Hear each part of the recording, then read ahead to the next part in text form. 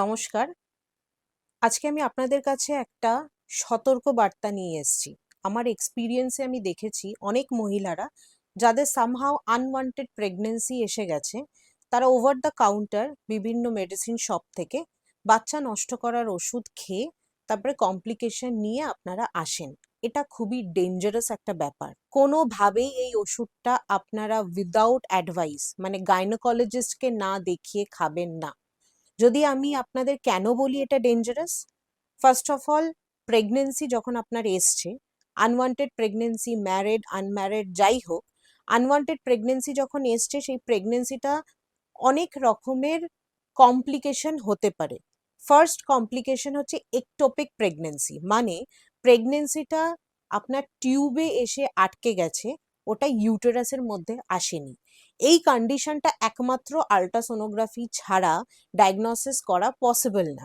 এবার আপনি যদি গাইনোকোলজিস্ট না দেখান, আপনি যদি আল্ট্রাসোনোগ্রাফি না করেন এবং আপনার যদি একটপিক প্রেগনেন্সি থেকে থাকে এবং আপনি over the counter medicine shop থেকে বাচ্চা নষ্ট করার ওষুধ খান, তাহলে সেই টিউবটা আপনার ফেটে যাবে।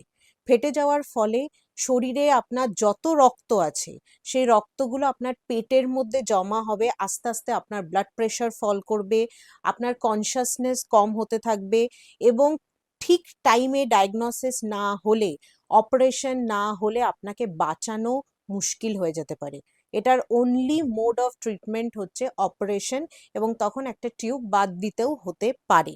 সেজন্য এটা খুবই ডেঞ্জারাস। ওভার দ্য কাউন্টার আপনারা কোনোভাবেই বাচ্চা নষ্ট করার ওষুধ খাবেন না।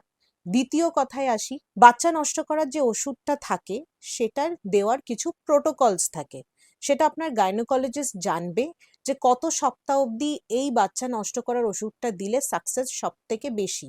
আপনারা সেগুলো জানবেন না, বা ওষুধের দোকানে আপনাকে যখন ওষুধগুলো দেবে তারাও কিন্তু এ ব্যাপারে জানে না। যদি আপনার প্রেগনেন্সির সপ্তাহটা বেশি থাকে এবং আপনি যদি ওষুধটা খান, তাতে কিন্তু ইনকমপ্লিট অ্যাবর্শন, মানে কিছুটা বেরিয়ে যাবে, কিছুটা ভেতরে থেকে যাবে, তাতে ইনফেকশন হবে, অসম্ভব ব্লিডিং হবে, আপনার রাত বিরেতে এমার্জেন্সি হবে, ভর্তি হতে হবে, ব্লাড দিতে হবে, এগুলো অনেক প্রবলেমস হতে পারে।